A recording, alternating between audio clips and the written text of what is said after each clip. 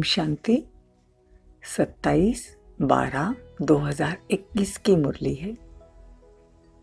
बाबा कहे, मीठे बच्चे, भारत भूमि सुखदाता बाप की जन्मभूमि है। बाप ही आकर सभी बच्चों को दुख से लिबरेट करते हैं। लिबरेट करते मतलब छुड़ाते हैं। भगवान ही आकर हमको दुख से छुड़ाते हैं। प्रश्न है, सबसे ऊंची बड़ी लंबी कहानी कौन सी है जो तुम बच्चों के लिए कॉमन है? उत्तर है, इस ड्रामा के आदि मध्य अंत की कहानी बड़ी लंबी है और ऊंची है। इस कहानी को मनुष्य नहीं समझ सकते। तुम बच्चों के लिए यह कहानी बहुत कॉमन है। तुम जानते हो ये ड्रामा कैसे हूबहू रिपीट होता है। ये सीढ़ी कैसे फिरती रहती है। गीत है ओम नमो शिवाय। ओम शांति। मीठे मीठे सिकीलदे बच्चों ने महिमा का गीत सुना। किसकी महिमा का? शिव की। ओम नमो शिवाय। किसकी महिमा ये? ऊंचे ते ऊंच भगवान की, जिसको पतित पावन दुख हरता सुख करता भी कहते हैं। सुख देने वाले को याद किया जाता है ना। बच्चे जानते हैं सुख देने वाला तो एक ही परमपिता परमात्मा है। सभी मनुष्य मात्र उनको याद करते हैं और धर्म वाले भी कहते हैं बाप आकर दुख से लिबरेट कर सुख देते हैं, परंतु यह नहीं जानते कि बाप सुख देते हैं, फिर दुख कौन देता है यह तुम समझते हो। बाप सुख देते हैं तो दुख कौन देता है? रावण। रावण मतलब अपनी ही कमजोरियां, 5 विकार। जो द्वापर से रावण राज्य शुरू हुआ, जब से हम बॉडी कॉन्शियस में हुए तो सबके अंदर रावण है। काम, क्रोध, लोभ, मोह, अहंकार, ईर्ष्या, द्वेष, नफरत, ये सब रावण के बाल बच्चे हैं। तो बाप तो किसी को दुख नहीं देते, बाप तो सदा सुख देते हैं। तुम जानते हो सुख देने वाले का जन्म स्थान भी भारत है, तो दुख देने वाला जन्म स्थान भी भारत है। भारतवासी शिव जयंती भल मनाते हैं, परंतु समझते कुछ भी नहीं। देखो, हम शिवरात्रि मनाते हैं, लेकिन वो कब आया, क्या सुख दिया, ये कुछ भी नहीं जानते। वो कब आया? परमात्मा संगम पर आया और सुख क्या दिया? 21 जन्मों का सुख दिया। 21 जन्मों के लिए स्वर्ग की बादशाही दी, आदि मध्य अंत का नॉलेज दिया। उनका नाम है शिव। ये किसी को पता नहीं। रावण को वर्ष वर्ष जलाते हैं, परंतु वह क्या चीज है, कब से आया, क्यों जलाते हैं, यह भी कुछ भी नहीं जानते। रावण कब से आया? द्वापर युग से। द्वापर युग में जब हम आत्म अभिमानी स्थिति से देह अभिमानी हो गए, तब से दुख शुरू हो गया। सबके अंदर धीरे धीरे धीरे रावण की प्रवेशता हो गई। देखो, आज भी हम दशहरा के दिन रावण को जलाते हैं। अभी एक बार जला दिया तो वापस हर साल जलाने की जरूरत है क्या? नहीं, क्योंकि वो जलता ही नहीं। हमारे अंदर के विकार जलते ही नहीं, इसीलिए ड्रामा प्लान अनुसार उसको जलाते हैं, लेकिन मनुष्य को यह बात पता नहीं। इस समय है ही भक्ति मार्ग। शास्त्र भी सब भक्ति मार्ग के हैं। शास्त्र में कोई सद्गति का ज्ञान नहीं है। कहते भी है ज्ञान, भक्ति और वैराग्य, बस इतना बुद्धि में आता है। इसका अर्थ नहीं जानते। किस चीज का अर्थ? ज्ञान, भक्ति और वैराग्य। जब हमें ज्ञान मिलता है कि परमात्मा इस धरा पर आए हैं, तो भक्ति से हमको क्या हो जाता है? वैराग्य हो जाता है। अभी भारत में रचयिता बाप आकर रचता और रचना के ज्ञान को समझाते हैं। यह भी फैलेगा और बाहर सबके पास जाएगा। मतलब भगवान आए हैं और भगवान आके ज्ञान देते हैं, यह भी बात बहुत अच्छे से फैलेगी। अभी तो बहुत फैल चुकी है। क्राइस्ट थोड़े ही स्वर्ग में आएगा। क्राइस्ट तो द्वापर के बाद यही पुनर्जन्म लेगा। सब सतयुग में तो नहीं आएंगे। सतयुग का झाड़ तो बहुत छोटा है और सीढ़ी के चित्र पे समझा सकते हैं कि द्वापर के बाद सब धर्म स्थापक आते हैं। क्राइस्ट, बौद्धि, इस्लामी, ये सब धर्म स्थापक सतयुग में नहीं द्वापर में आते हैं।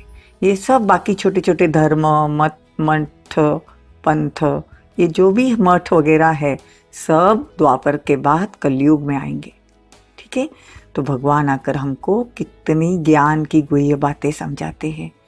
बाप कहते हैं, मीठे बच्चे, भक्ति में तुमने कितनी तकलीफें ली ना। भगवान को ढूंढने के लिए द्वापर युग से कितने पहाड़ चढ़े, कितने उपवास, जप, तप, क्या नहीं किया, गंगा स्नान, निर्जला उपवास। लेकिन भगवान कहते हैं कि अब मैं आया हूं, तुमको कोई तकलीफ की बात नहीं, कोई पहाड़ नहीं चढ़ने हैं। सुख दुख का ये जो खेल है ना, इस खेल के अंत में भगवान आकर बताते हैं कि बच्चे, तुमको अभी मैं कोई तकलीफ नहीं देता हूँ, मैं तुमको ड्रामा का राज समझाता हूँ, मैं कैसे आता हूँ और आकर तुमको सब तकलीफों से छुड़ाता हूँ। कि सिर्फ हर कर्म करते परमात्मा को कैसे याद करना है, राजयोग सीखना है। इसीलिए 7 डेज के कोर्स में मेडिटेशन जरूर सीखना है।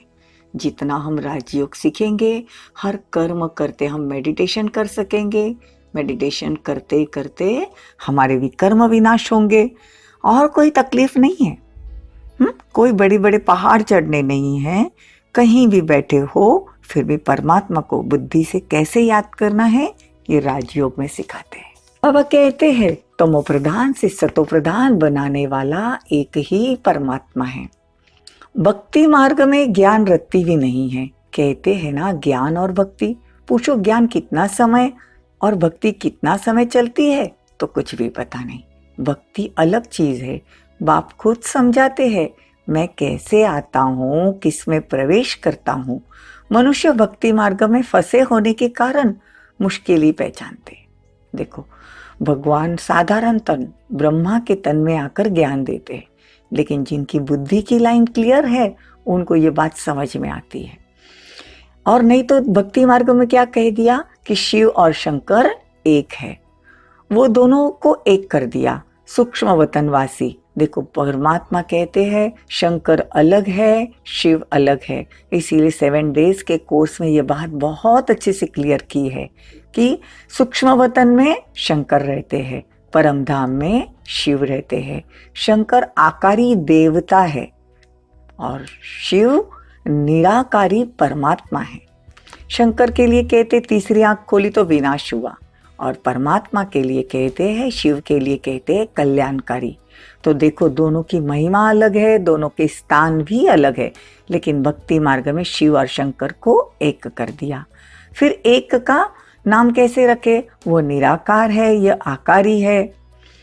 ऐसे थोड़ी कहेंगे शंकर में शिव का प्रवेश होते हैं, इसीलिए तुम शिव और शंकर कह देते हो। समझते हैं, मैं तो इस ब्रह्मा में प्रवेश करता हूँ, तुमको यह किसने बताया कि शिव शंकर एक है। शंकर तो कभी कोई गॉड फादर शंकर को नहीं कह सकते। तो बाबा कहते हैं एक शिव बाबा ही भक्ति में सबकी मनोकामना पूर्ण करते हैं। देखो, एक शिव बाबा ही, मतलब अगर तुम माता जी की भी भक्ति करते हो तो इच्छा पूरी कौन करता है, परमात्मा। अगर आप गणपति की पूजा करते हो फिर भी मनोकामना है तो सिर्फ परमात्मा ही पूरी करता है। लेकिन सब कितने पत्थर बुद्धि हो गए, ये भी समझते नहीं कि हम पतित है। बाप कहते हैं मैं इन साधुओं का भी उद्धार करने आया हूँ। साधना की जाती है कुछ प्राप्ति के लिए, तो साधु लोग फिर अपने को शिव और भगवान कैसे कहला सकते हैं। सदगति तो एक परमात्मा ही करते हैं। मुख्य जोर देना है गीता पर। गीता ही सर्वशास्त्र शिरोमणि है। गीता कौन सी, ये जो मुरली आप सुन रहे हैं वो परमात्मा ने गाई है। यह है सच्ची सच्ची भगवत गीता। अब बाप बैठ पढ़ाते हैं, यह भी माया घड़ी घड़ी भुला देती है। नहीं तो भगवान हमको पढ़ाकर विश्व का मालिक बनाते हैं तो कितनी खुशी होनी चाहिए। देखो, अगर हम ये मुरली सुन रहे हैं लेकिन हमको निश्चय नहीं कि ये पढ़ाने वाला स्वयं परमात्मा है, तो माया घड़ी घड़ी हमको ये बात भुला देती है। अगर हमको निश्चय हो कि हमको यह पढ़ाने वाला स्वयं परमात्मा है तो कितनी खुशी होगी। फिर भक्ति मार्ग में वही भक्ति के शास्त्र होंगे। 2500 वर्ष पाठ बजाना है, ये चक्र का ज्ञान तुम्हारी बुद्धि में है। देखो, सतयुग त्रेता में कोई भक्ति नहीं, सतयुग में कोई पूजा भक्ति नहीं होती है। ये 2500 वर्ष चलता है सतयुग त्रेता। द्वापर से कलयुग तक 2500 वर्ष भक्ति चलती है। फिर संगम पर 2500 वर्ष खत्म होने पर परमात्मा आते हैं, ज्ञान देते हैं कि बच्चे तुम देवता थे। तो ये ज्ञान, सृष्टि चक्र का ज्ञान हमारे बुद्धि में फिरता है। फिर हमको पता चलता है कि हमारा कल्याण हो रहा है। देखो, संगम युग पे हर एक आत्मा का कल्याण होता है। तो बाप हमारा कल्याण करते हैं। परमात्मा का नाम है शिव और शिव का अर्थ है कल्याणकारी, और कल्याण हर एक बच्चे का होता है। तो हमको फिर औरों का कल्याण करना है। जितना बहुतों का कल्याण करेंगे, मतलब परमात्मा का परिचय देंगे, उतना उच्च पद पाएंगे। यह है रूहानी सेवा। रूह मतलब आत्मा। जिस्मानी सेवा, सोशल वर्कर तो बहुत होते हैं, लेकिन यह है रूहानी सेवा। रूह को ही समझाना है। समझती तो रूह है, रूह मतलब आत्मा। आधा कल्प तुमने देह अभिमानी बने हैं। आधा कल्प मतलब द्वापर कलयुग में हम बॉडी कॉन्शियस थे, देह अभिमान में भक्ति करते थे, देह अभिमान में बोलते थे। देही अभिमानी बनने से आधा कल्प सुख, देह अभिमानी बनने से आधा कल्प दुख। देखो, देही अभिमानी मतलब आत्मा अभिमानी बनने से आधा कल्प मतलब सतयुग त्रेता सुख। द्वापर कलयुग बॉडी कॉन्शियस, देह अभिमान में है तो दुख। कितना फर्क है, देखो फर्क कितना है। सिर्फ हम खुद को आत्मा समझकर परमात्मा को याद करते हैं, या दुनिया की हर एक शरीरधारी मनुष्य को आत्मा समझते हैं तो सुख। और जैसे ही हम किसी को बॉडी समझते हैं, देह अभिमान, खुद को बॉडी समझते हैं, देह अभिमान में रहते तो दुख। तुम जब विश्व के मालिक थे तो कोई धर्म नहीं था। अभी कितने मनुष्य हैं? सतयुग में सिर्फ 9 लाख। अभी तुम हो संगम पर। देखो, भगवान कहते हैं अभी संगम पर है, सतयुग में जाएंगे तो देही अभिमानी होकर रहेंगे तो सुख ही सुख है। तो ये प्रैक्टिस अभी से करनी है कि मैं शरीर नहीं हूं, मैं आत्मा हूं। रटना भी पड़े ना कि मैं आत्मा हूं, मैं आत्मा हूं। मेरा पति आत्मा ही है, मेरा बच्चा भी आत्मा है। दुनिया की हर एक मनुष्य आत्मा को भ्रुकुटी में देखकर कहना है ये सब आत्माएं हैं। तो आत्मा देखते हैं ना, तो परमात्मा की याद आती है कि ये परमात्मा का बच्चा है। अच्छा, मीठे मीठे सिकी लदे बच्चों प्रति मात पिता बाप दादा का याद प्यार और गुड मॉर्निंग। रूहानी बाप की रूहानी बच्चों को नमस्ते। हम रूहानी बच्चों की रूहानी मात पिता बाप दादा को याद प्यार, गुड मॉर्निंग, नमस्ते, थैंक यू, बहुत बहुत शुक्रिया। धारणा के लिए मुख्य सार। याद के बल से सब हिसाब किताब चुक्त कर सतो प्रधान बन वापिस घर चलना है। दूसरी किसी भी बातों में नहीं जाना है। सेकेंड पॉइंट, भगवान हमको पढ़ाकर विश्व का मालिक बनाते हैं, इसी खुशी में रहना है, रूहानी सेवा करनी है। वरदान, साधारणता द्वारा महानता को प्रसिद्ध करने वाले सिंपल और सैंपल भव। बहुत ही प्यारा वरदान है। देखो, साधारणता द्वारा महानता को प्रसिद्ध करने वाले सिंपल और सैंपल भव। जैसे कोई सिंपल चीज अगर स्वच्छ होती है तो अपने तरफ आकर्षित करती है। ऐसे मनसा के संकल्प में, संबंध में, व्यवहार में, रहन सहन में जो सिंपल और स्वच्छ रहते हैं वो सैंपल बन सर्व को अपनी तरफ आकर्षित करते हैं। सिंपल अर्थात साधारण। सिंपल का मतलब क्या है? साधारण। साधारणता से ही महानता प्रसिद्ध होती है। जो साधारण अर्थात सिंपल नहीं, वो प्रॉब्लम स्वरूप बन जाते हैं। स्लोगन, दिल से कहो मेरा बाबा तो माया की बेहोशी से बंद आंखें खुल जाएगी। दिल से कहो मेरा बाबा तो माया की बेहोशी से बंद आंखें खुल जाएगी। बंद आंखें मतलब जो हम अज्ञान में है, अज्ञान के वश जो सोए हुए हैं वो खुल जाएंगे। अभी हम परमात्मा को दिल से याद करेंगे। देखो, योग ये जो सब्जेक्ट है यही मेन है, इससे ही हमारे विकर्म विनाश होंगे। सिर्फ मुरली सुनकर, फटाफट मुरली सुनकर हम फिर योग नहीं करते हैं तो हमारा बुद्धि योग भगवान से नहीं लगता है। तो जितना हो सके बीच बीच में एक एक मिनट के लिए दिल से मेरे बाबा को याद करना है। देखो, खुद को आत्मा समझ, आज भी बाबा ने कहा ना, देह अभिमान और देही अभिमानी, मतलब देही मतलब आत्मा अभिमानी। तो जितना हम खुद को आत्मा समझकर अभिमान से चलेंगे कि मैं आत्मा हूं, उतने विकर्म विनाश होते जाएंगे। और देह अभिमान में विकर्म होते हैं। तो आत्मा अभिमानी कैसे बनना है? देखो, जैसे हम आत्म स्थिति में स्थित होते हैं ना, तो प्रेम, सुख, आनंद, शक्ति, आत्मा की ये 7 गुण है। इसीलिए कहते हैं ना आत्मा सतोगुणी। तो जितना हम आत्मा अभिमानी स्थिति में रहने की प्रैक्टिस करेंगे तो शांति, प्रेम, सुख, आनंद, पवित्रता यह हमारे व्यवहार से छलकेंगे। और जितना हम बॉडी कॉन्शियस में, देह अभिमान में रहेंगे, उतना ईर्ष्या, द्वेष, नफरत, गुस्सा, लोभ, अहंकार अपने व्यवहार में नजर आएगा। तो जितना हम आत्माभिमानी स्थिति में टिक सकते हैं वो प्रैक्टिस करेंगे, ठीक है? तब 1 मिनट के लिए सर्व बाह्य बातों से दूर हो जाएंगे। घर के कोई काम भी कर रहे हो ना, तो 1 मिनट के लिए सब छोड़ दो। मन बुद्धि को भ्रुकुटी के बीच एकाग्र करो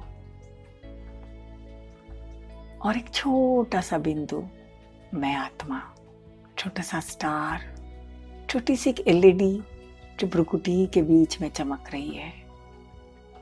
देखो अपने आप को, मैं शरीर नहीं हूं, मैं तो इस शरीर को चलाने वाली ज्योतिर्बिंदु आत्मा हूं। मैं आत्मा सतोगुणी हूं। देखो, अपनी महिमा करो। मेरा स्वधर्म ही शांत है। देखो, जब हम आत्म स्थिति में टिकते हैं तो हमारा स्वधर्म, आत्मा का स्वधर्म ही शांत है। देखो, कोई आत्मा कितना भी गुस्सा कर ले लेकिन बाद में शांत हो जाती है। और हम बोलने के लिए भी कहते हैं कि सूखी रोटी भी मिल जाए तो भी चलेगी, लेकिन मन को शांति चाहिए। क्यों बोलते हैं? क्योंकि आत्मा का स्वधर्म ही शांत है।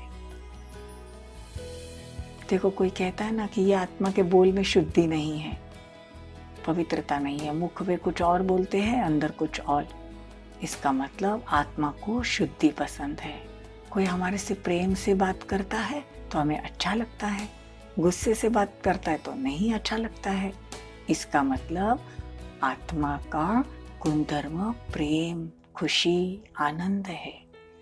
तो अपने स्वधर्म में सिर्फ टिकना है कि मैं आत्मा कैसी हूं। तो शांत, प्रेम, खुशी, आनंद ये मेरे गुण है। और नफरत, काम, क्रोध, लोभ ये सब रावण के संस्कार है, मेरे संस्कार नहीं है। लेकिन रावण राज्य में रहते रहते मैं आत्मा संग दोष में आ गई। और परमात्मा आकर कहते हैं कि बच्चे, तुम तो देवता थे, तुम्हारी चलन बड़ी रॉयल थी, तुम सबको सुख देते थे। तो अपने वो संस्कार इमर्ज करने हैं, है अंदर ही। सिर्फ जैसे धूल लग जाती है तो उसको साफ करते हैं ना, तो स्मृति दिलाकर अपनी शक्तियों को जागरूक करो कि मैं आत्मा देवता थी, सबको सुख देती थी। अभी भगवान मुझे वापस से देवता बनाने आए हैं तो मुझे सबको सुख देना है। ड्रामा के कोई भी सीन आए, किसी का भी दोष नहीं है, सब अपने अपने आत्मा की रिकॉर्डिंग प्ले कर रहे हैं। उस आत्मा में वही रिकॉर्ड है, वही वो बोलेगा, इसलिए किसी का दोष नहीं है, बना बनाया ड्रामा है। हमको सिर्फ परमात्मा की श्रीमत पर चलना है।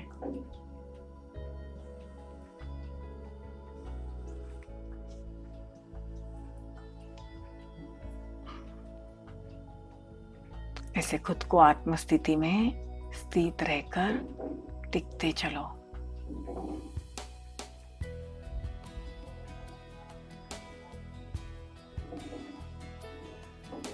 जितने खुद को ये याद दिलाएंगे कि मैं आत्मा हूँ, मैं आत्मा हूँ,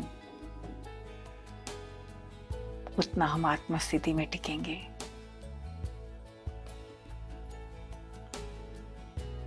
मैं आत्मा बहुत शक्तिशाली हूँ। अफर्मेशंस दो खुद को। मैं आत्मा शांत हूँ, मैं आत्मा प्रेम स्वरूप हूँ।